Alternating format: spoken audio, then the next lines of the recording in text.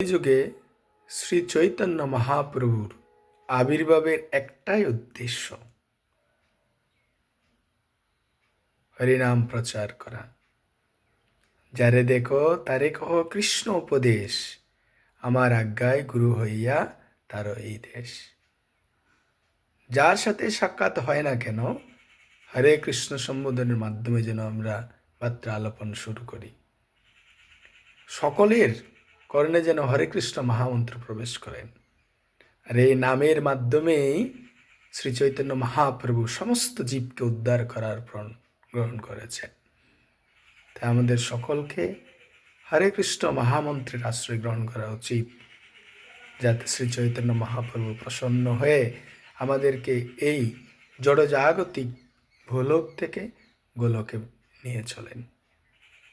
চলুন আমরা সকলে হরে কৃষ্ণ মহামন্ত্র উচ্চারণ করি। হরে কৃষ্ণ কৃষ্ণ কৃষ্ণ হরে হরে, হরে রাম রাম রাম রাম হরে হরে।